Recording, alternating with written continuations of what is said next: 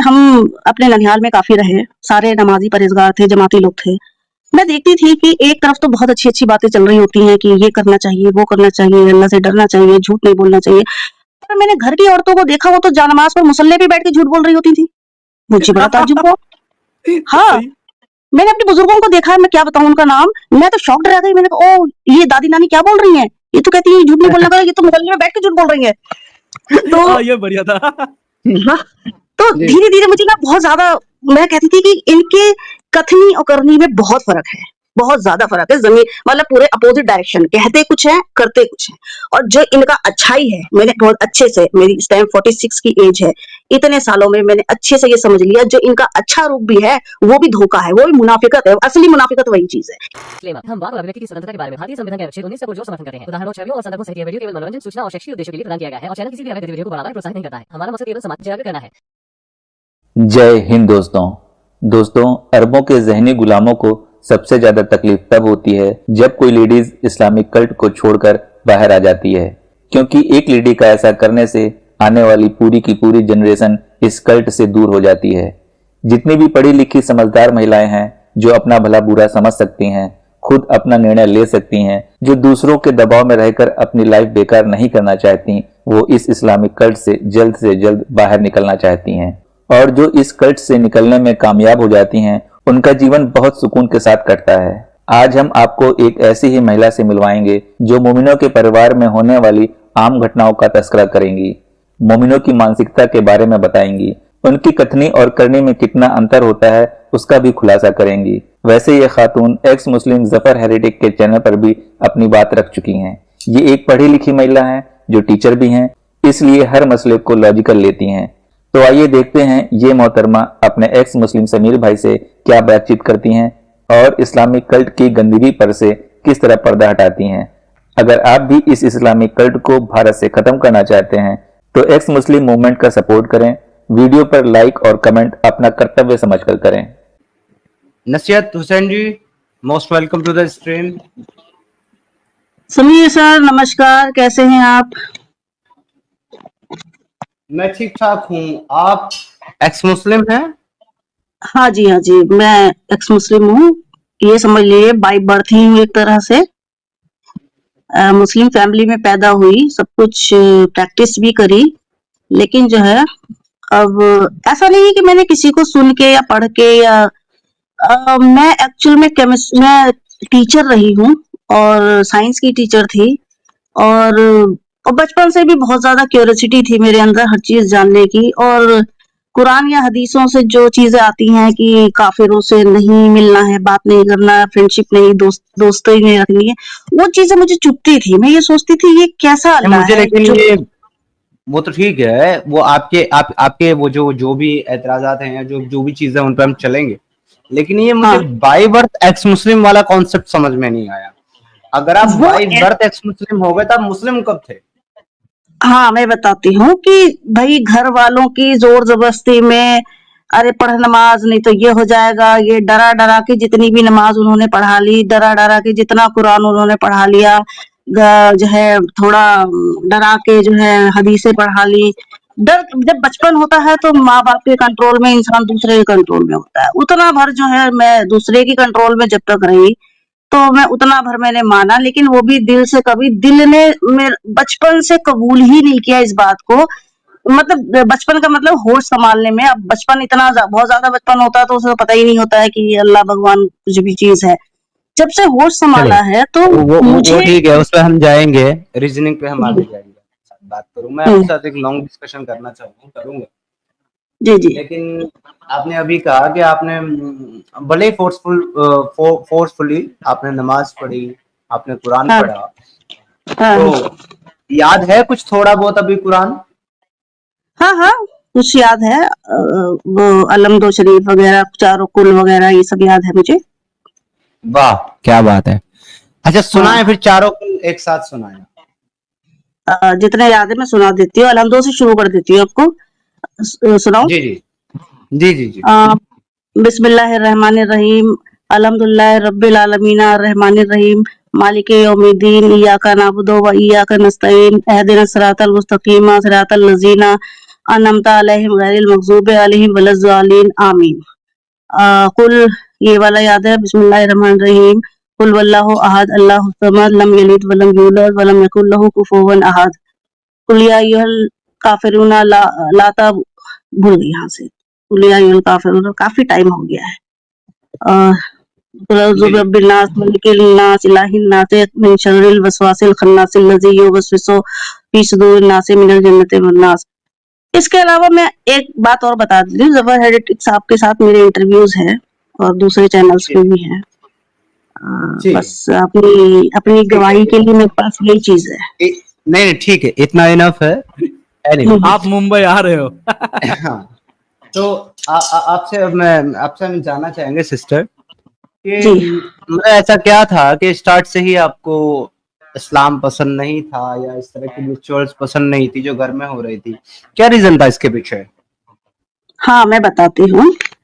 एक तरफ जो है हम अपने ननिहाल में काफी रहे, सारे नमाजी परहेजगार थे, जमाती लोग थे। मैं देखती थी कि एक तरफ तो बहुत अच्छी अच्छी बातें चल रही होती हैं कि ये करना चाहिए, वो करना चाहिए, अल्लाह से डरना चाहिए, झूठ नहीं बोलना चाहिए। पर मैंने घर की औरतों को देखा, वो तो जानमाज पर मुसल्ले पे बैठ के झूठ बोल रही होती थी। मुझे बड़ा ताज्जुब हुआ। हाँ, सही। मैंने अपने बुजुर्गों को देखा, मैं क्या बताऊं उनका नाम, मैं तो शॉक्ड रह गई। मैंने कहा ओ ये दादी नानी क्या बोल रही हैं, ये तो कहती है झूठ नहीं बोलना करो, ये तो मुसल्ले में बैठ के झूठ बोल रही है। तो हाँ, ये बढ़िया था। हाँ, तो जी। धीरे धीरे मुझे ना बहुत ज्यादा, मैं कहती थी कि इनके कथनी और करनी में बहुत फर्क है, बहुत ज्यादा फर्क है। जमीन मतलब पूरे अपोजिट डायरेक्शन, कहते कुछ है करते कुछ है। और जो इनका अच्छाई है, मैंने बहुत अच्छे से, मेरी इस टाइम 46 की एज है, इतने सालों में मैंने अच्छे से ये समझ लिया, जो इनका अच्छा रूप भी है वो भी धोखा है, वो भी मुनाफिकत है। असली मुनाफिकत वही चीज है, हिपोक्रेसी जिसे बोलते हैं, कि आप दूसरों के सामने अगर अच्छे भी बन रहे हो तो उसके पीछे भी स्वार्थ है। अभी आप बोल रहे थे ना कि ये तो बड़े अच्छे, बहुत अच्छे से बोलते हैं। अगर आपको ये, पहली बात तो ये कहा काफिरों से दोस्ती नहीं करनी है, काफिरों से कोई व्यवहार नहीं रखना है, लेकिन दूसरी तरफ ये भी कहा है कि अगर उनको इस्लाम में दाखिल करने के लिए आपको जो है प्यार दिखाना पड़े तो आप दिखाओ। तो ये झूठ है ना, मुनाफिकत तो यही कहलाती है ना, ढोंग। झूठ भी बोलना पड़े तो दैट इज ऑल्सो लव। हाँ, झूठ भी बोलना। तो ये चीजें ना मेरे को बचपन से बहुत ज्यादा चुभती थी। तो मैं जी। भाई सुन तो सबकी लेती थी भाई, जब तक इंसान बच्चा होता है तो भाई सुनना ही पड़ता है घर वालों के। लेकिन जिंदगी के किसी भी पल में मेरे दिल ने एक्सेप्ट नहीं किया कि हाँ कोई अल्लाह है, कोई रसूल था या कोई मैसेंजर था, किसी ने ऐसे मैसेज भेजा। मुझे कभी भी कबूल हुआ ही नहीं चीज। तो अब तो बहुत से लोग जानते हैं मैं एक्स मुस्लिम हूँ, घर में भी जानते हैं लोग।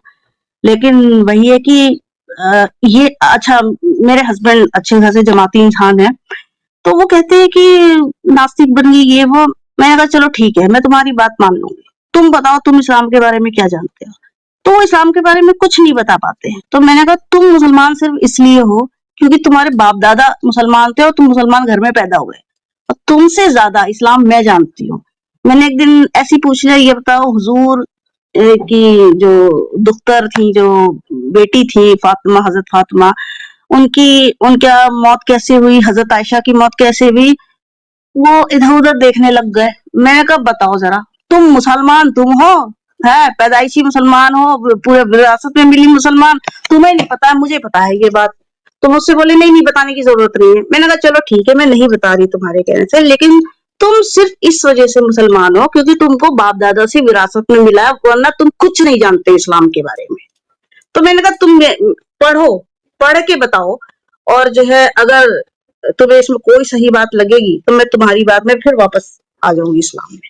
मैंने ऐसा बोला उनको। तो मेरे बहुत सारे इंटरव्यूज हैं बहुत सारे लोगों के साथ। आपने तो बिल्कुल सही बोला है, और हम भी यही कहते हैं कि भाई अगर कोई मुस्लिम आकर के हमको कन्विंस कर ले इस बात पर भाई इस्लाम हाँ, अच्छा मजहब है, सच्चा मजहब है, और हम लोग हाँ, गलत हैं एक्चुअली, तो भाई आज भी हम हाँ, तैयार हैं आने के लिए वापस। वी आर बिल्कुल रेडी। बिल्कुल। हम तो अच्छी बात कहीं से भी गेन करने को, किसी भी जगह से लेने को तैयार है। अच्छी बात कहीं लिखी हो। दूसरी बात, जो मोरल वैल्यूज हैं, जिसको कुरान में भी ये बहुत बड़ी बात समझते हैं कि झूठ नहीं बोलना है, सच बोलना है, ईमानदारी रखना है, दूसरों के साथ जो है हेल्पिंग नेचर, केयरिंग नेचर रखना है, बच्चों के साथ नहीं करना कोई ज्यादती, ये सब तो हमारे अंदर इनबिल्ट है, ये तो हम पैदाइशी ऐसे हैं। वो चीज अलग है कि हमारा जो एटमॉस्फेयर होता है, हमारा एनवायरनमेंट होता है, हमको कंटामिनेटेड कर देता है कि हम झूठ भी बोलने लगते हैं। आपने कभी किसी बच्चे को झूठ बोलते नहीं देखा होगा, आपने किसी बच्चे को चोरी करते अगर देखा भी होगा तो वो चारों तरफ ऐसे ऐसे देखता होगा, क्योंकि वो भी जानता है कि चोरी गलत चीज है। छोटा सा बच्चा, 1 साल का बच्चा, अगर किसी की चीज बिना पूछे उठाता है तो वो इधर उधर चौकन्ना होकर देखता है, तो उसको भी पता है चोरी गलत चीज है, क्योंकि ये चीज हमारे अंदर इनबिल्ट आई है, इवोल्यूशन के थ्रू आई है। साइकोलॉजिकल, न्यूरोलॉजिकल इवोल्यूशंस लाखों करोड़ साल में जो हुए हैं, उसके थ्रू हमारे अंदर मोरल वैल्यूज आई हैं, ना कि किसी किताब के थ्रू आई। और ऐसा भी नहीं था कि कुरान से पहले ये मोरल वैल्यूज थी नहीं समाज में, किसी भी समाज में, ऐसा नहीं है। ये तो इन्होंने फिल्टर करके बहुत ही संगठित तरीके से गिरोहबंदी करके जब बनाया है। भाई तुम किसी चीज को बहुत गिरोहबंदी से बनाओ, बहुत ज्यादा उसमें तो परफॉर्मेंस मतलब परफेक्शन तो आ ही जाएगा, लेकिन उसके बाद भी तुमने कितना भी किया फिर भी उसमें लूप होल्स हैं, उसमें से उन लूप होल्स में से ये तो मुस्लिम निकल रहे हैं। उन्हीं होल्स में से मुझे एक छोटा सा चीज बताइए कि किसी भी मस्जिद या दरगाह या किसी भी धर्मस्थल में अगर आपको सीसीटीवी दिखता है तो आपको ये फील नहीं होता कि उनको जो है अल्लाह या भगवान पे भरोसा नहीं है? बिल्कुल बिल्कुल, डेफिनेटली ये बात है कि तुम रात में मस्जिद में ताला लगा देते हो, सीसीटीवी कैमरा लगाया, और उसके बाद चलो जब सीसीटीवी कैमरा नहीं थे, जब प्रचलन में, फैशन में या टेक्नोलॉजी नहीं थी, उस टाइम चोरियां चप्पलों की हो जाती थी, जूतों की हो जाती थी। तो अल्लाह अपने घर से जूते चप्पल नहीं बचा पा रहा है तो हमारा क्या करेगा भला? अल्लाह जो काल्पनिक अल्लाह है ना, वो हम इंसानों का मोहताज है। आप देख लो, अल्लाह का कोई काम इंसानों के बिना नहीं होता है, इंसान ना करे तो वो बच्चा भी पैदा नहीं कर सकता। असल में बात ये है नशियत सिस्टर, बात ये है असल में कि किसी अल्लाह ने, किसी भगवान ने इंसानों से अपने रहने के लिए दुनिया में जमीन नहीं मांगी, बिल्कुल नहीं। ये तो हमारी जो है ना अपनी सोच, अपनी श्रद्धा थी कि लोगों ने भगवान के मंदिर बनाए, मस्जिदें बनाई लोगों ने नमाज पढ़ने के लिए, लेकिन उसकी जो प्रॉपर्टी है, अब जब ऊपर वाले ने अपने रहने के लिए कोई जगह मांगी ही नहीं है इंसानों से, अपनी श्रद्धा में हम कोई चीज बना रहे हैं, अब उसकी सिक्योरिटी और सेफ्टी की जिम्मेदारी भी ऊपर वाले की नहीं बनती, तो अगर वहां पे कोई चोरी होती है तो उसका क्लेम वो ऊपर वाले पे भी नहीं डाल सकते। देखिए ये भी बात एक, मतलब टू बी ऑनेस्ट, ईमानदारी की जो बात है वो सभी के लिए सटीक पॉइंट है, ये सटीक पॉइंट है, सभी के लिए है ये ऐसा नहीं है ये कि मैं यहाँ सिर्फ हिंदुज्म को या फिर सनातन को डिफेंड कर रहा हूँ। इसमें देखो ये मतलब मुस्लिम वाला भी आ जाएगा, कोई भी एक ऐसी जगह है, लेकिन अब इस्लाम हर मामले में कहीं ना कहीं अगर हम चाहते भी कि इसको इक्वल कर लें बाकी बिलीफ के साथ, तो हो ही नहीं पाता। साला टीचिंग ही इतनी वाहियात है। अब मैं इसको देखो कितने प्यार से, अब सुनिए थोड़ा सुनिए, अब मैं इसको कितने प्यार से यहाँ लाने की कोशिश कर रहा था कि भाई मंदिर मस्जिद सब इंसानों ने बनाए हैं, तो अल्लाह भगवान इसकी हिफाजत क्यों? लेकिन अल्लाह ने कहा कि नहीं, मेरे को तुम अच्छी जगह पे रख ही नहीं सकते, मैं तो निकलूंगा बाहर। वो क्या कहता है कि जितनी भी मस्जिदें हैं दुनिया में वो सब अल्लाह का घर है। एग्जैक्टली घर किसको चाहिए? इंसानी जात को चाहिए, यानी कि अल्लाह के इंसानी जात है, नहीं तो जिसकी पूरी कायनात है, इनके बकौल सारी कायनात। ये घर उनको इतना प्यारा है कि मतलब जब जो है कयामत होगी तो ये घर ऊपर उड़ के चले जाएंगे जन्नत की तरफ। एग्जैक्टली। तो प्रॉब्लमेटिक चीज ये है कि भगवान ने नहीं कहा मेरे नाम पे मंदिर बनाओ, मगर अल्लाह ने कहा कि मेरे नाम की मस्जिद बनाओ, ये मेरे घर हैं और ये जमीन की सबसे अच्छी जगह है, और जब कयामत आएगी सारी जमीन को मैं नस्तानाबूद कर दूंगा, मस्जिदों को तब भी उठा लूंगा। तो भाई अब मस्जिद में अगर चप्पल चोरी होगी तो मैं सवाल अल्लाह से ही पूछूंगा, तेरे घर में मेरी चप्पल चोरी होगी, बता किसने की? एग्जैक्टली। अल्लाह ने चप्पल चोरी अल्लाह की मर्जी से, आप उसके बदले कोई अच्छी सैंडल या चप्पल पहन के आ जाए, वो भी अल्लाह की मर्जी से। यार अल्लाह ने सिद्धार्थ अपने भाई झूठों के इतना जुल्म की- इतना परेशान किया इस चीज ने, सॉरी एक बार मैं इंटरप्ट करूं क्योंकि दुख है मेरा।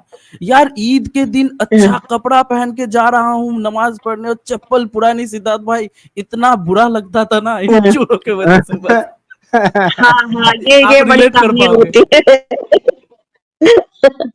अब आप ये सोचो, इतनी आलीशान मस्जिदें, पूरे टाइल्स पत्थर और झूमर लगा के, और कितने लाखों मुसलमान ही, चलो मैं मुसलमान की ही बात करती हूँ, लाखों मुसलमान जो है जमीन पे बिना छत के जो है आसमान के, खुले आसमान नीचे पड़े हैं। क्या ये जो है अगर किसी को 25-25 की जमीन भी दे दें बेघरों को, तो क्या इनकी ये इबादत नहीं कहलाएगी? वो इतनी आलीशान मस्जिद बनाकर उसमें टक्करें मारना पांचों टाइम उन लोगों की बदहाली दूर कर देगी क्या जरा? हाँ जी, सोचने वाली ऑब्वियसली यही चीजें देखती है ना, ऑब्वियसली। बहुत ही कंट्राडिक्शन चीजों में। मैं ना ये जो अभी इन्होंने पॉइंट उठाया ये लोथड़े वाला ना, इसका जवाब असल में देना चाहिए थी। ये देखिए इनके बड़े बड़े जो स्कॉलर लोग जो है ना, असल में ये जो आम मुसलमान हाँ, है ना बेचारे, ये कभी आ जाते हैं हम जैसे एक दो एक्स मुस्लिम के चैनल के ऊपर और आकर के जो है ना ये लोग डिस्कशन डिबेट कर लेते हैं, कभी कभी बातचीत कर लेते हैं, तो इनके पास ज्यादा कुछ होता नहीं है आर्गुमेंट। कुछ यूट्यूबर ने जो वीडियो बना दी होती है, कुछ सो कॉल्ड क्लेम जो होते हैं वही घूमते तैरते फिरते हैं इनके दिमाग में जरूर।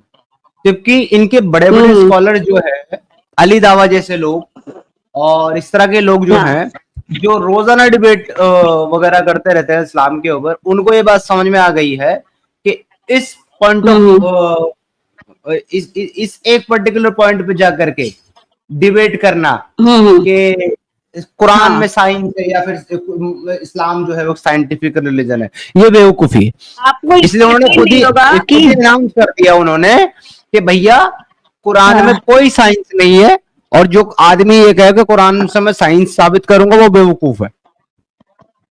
हाँ हाँ हाँ। अब ये अली सोचो, दावा का स्टेटमेंट है। एम्ब्रियोलॉजी पे लाखों किताबें हुई हैं, एम्ब्रियोलॉजी पे लाखों किताबें हैं, रिसर्च पेपर है, जेनेटिक्स पढ़ने की इसके लिए जरूरत है। ये एक लाइन में सिर्फ बच्चे एम्ब्रियोलॉजी समझाते हैं। अरे भाई, कौन सी सेल्स से बनता है बच्चा, इनको यही नहीं पता है। और ये जो कह रहे हैं कि खून की लोथड़े बच्चा पैदा हुआ, ये तो लाखों अरबों सालों से जो दुनिया बनी है, तो लाखों सालों से सबको पता है, एक अनपढ़ को भी पता होता है कि औरत को पीरियड्स बंद हो जाते हैं तो वो बच्चा होने की तैयारी होती है, बच्चे के ऑपरेशन हो रहा होता है। ये अगर नबी साहब ने बताया तो कौन बड़ी बात बता दी इन्होंने। असली बात तो ये, जब वो ये बताते कि किस तरह से जर्म सेल्स फैलोपियन ट्यूब्स में जो फ्यूजन करते हैं, फ्यूजन होने के बाद जायगोट बनता है, जायगोट होने के उसमें सेल डिवीजन होता है, सेल डिवीजन के बाद सेल डिफरेंशिएशन होता है, सेल डिफरेंशिएशन के बाद जो जायगोट बनता है नीचे मदर के वोम्ब में आता है, यूट्रस की वॉल में एम्बेडेड हो जाता है, उसके बाद वो प्लेसेंटा के थ्रू जुड़ जाता है, प्लेसेंटा के उसको जो है वो हमें मिलता इतना है दूर न्यूट्रिशन जाने मिलता की है। हमें इतना दूर जाने की जरूरत ही नहीं है। पूरा मेडिकल साइंस पढ़ा हुआ है जो कि बहुत वास्ट है। मेरे को तो उसका एबीसीडी भी नहीं आता, लेकिन आप जैसे लोगों को सुनकर या उन लोगों को सुनकर जो इसके बारे में नॉलेज रखते हैं, मुझे नॉर्मल चीजें तो पता चली हैं, मगर मैं कहता हूँ इतना दूर जाने की जरूरत ही नहीं है। कुरान जैसे शुरू करता है वैसे ही खत्म हो जाता है साइंस में। इनको डाउट था तो आपके चैनल से आने से अच्छा जेनेटिक्स की बुक्स पढ़ लेते, एम्ब्रियोलॉजी की बुक्स पढ़ लेते हैं, आप दूसरी लाइन में क्लियर आता क्या झूठ लिखा है। नहीं, आप समझ नहीं रहे। उनको अपना डाउट क्लियर थोड़ा ना करना था मेरे पास आकर के, उनको तो मुझे ये प्रूव करना चाहा था कि देखो इस्लाम और कुरान सही है, जो कि बेचारे कर नहीं सकते। नहीं कर सकते ना, मजबूरी है, नहीं हो सकता। दुनिया का कोई भी बड़े से बड़ा स्कॉलर, आलिम और कोई भी, मैं कहता हूं खुद रसूल अल्लाह दोबारा तशरीफ ले आए, इस्लाम को हमारे आज के समाज में अच्छा मॉरल साबित नहीं कर सकते, और अपने कैरेक्टर को तो भैया एक इंसान के कैरेक्टर जैसा साबित नहीं कर सकते। बिल्कुल बिल्कुल, डेफिनेटली ऐसा ही है। Nobody can't. तभी तो जब इनको कहा जाता है कि आओ जरा रसूलुल्लाह के कैरेक्टर पे बात करें, एक अच्छा इंसान ही साबित कर दो, नबी प्रॉफिट बाद की बात है, तो ये भाग जाते हैं। ये भाग जाते हैं। तो पता है कि फिर हदीसें निकालेंगे ये एक्स मुस्लिम, आयतें निकालेंगे ये या ये वाकयात निकालेंगे और तुम्हारे सामने रख करके बखिया उधेड़ देंगे? कैसे साबित करोगे? एक आदमी जो छोटी बच्ची के साथ शादी करके उसके साथ हम बिस्तरी करें, उसके इस एक्ट को कैसे अच्छा साबित करोगे, जबकि सारी दुनिया इसको पीडोफाइल मानती है? किसी भी एक बात बताती हूँ, बड़े फख्र से इस बात को ये कहते हैं। दूसरी बात ये एक्सप्लेनेशन देते हैं कि उस टाइम पर जो है लड़कियां 9 साल में पीरियड्स हो जाती थी। तो एक बात बताइए, आयशा के अलावा, हजरत आयशा के अलावा तो किसी की भी उम्र में शादी आपने से कहानियां तो इनकी बहुत हुई है। अरे उनकी अपनी बेटी के टाइम पे, अपनी बेटी के टाइम पे जब उनका 12 या 14 साल उम्र रहा होगा, तब उन्होंने अबू बकर बोला कि मेरी बेटी अभी छोटी है, जब शादी करने के लिए बोला। सिद्धार्थ भाई वो वाला दिखाइए ना। हाँ, उमर को बोला था। उमर ने एक्चुअली रिश्ता मांगा था फातिमा का अपने लिए। मेरे को समझ में नहीं आता इस्लाम में क्या चल रहा था। मतलब आपने पहले अपनी बेटी दे करके रसूल अल्लाह को अपना दामाद बना लिया, ठीक है। अब रसूल अल्लाह को आपने अपना दामाद बना लिया, अब आप उनकी बेटी लेकर के उनके दामाद बनना चाहते हैं। चल गया आ रहा है यार ये।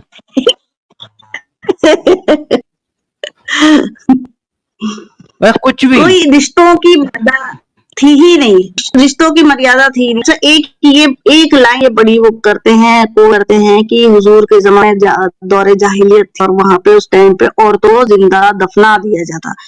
भाई एक घर का रेफरेंस दे दो मुझे, किसकी बेटी जिंदा दफनाई गई? भाई जब तुमने दुनिया में गपबाजी ली है विद रेफरेंस, दलील और वो रेफरेंस दे के रावियों के रेफरेंस दे के, तो मुझे एक रेफरेंस ला दो कि जहाँ ये कहा हो कि इस घर की बेटियां दफना दी गई थी। कोई एक मिसाल दे दो। ये तो कहने वाली बातें हैं।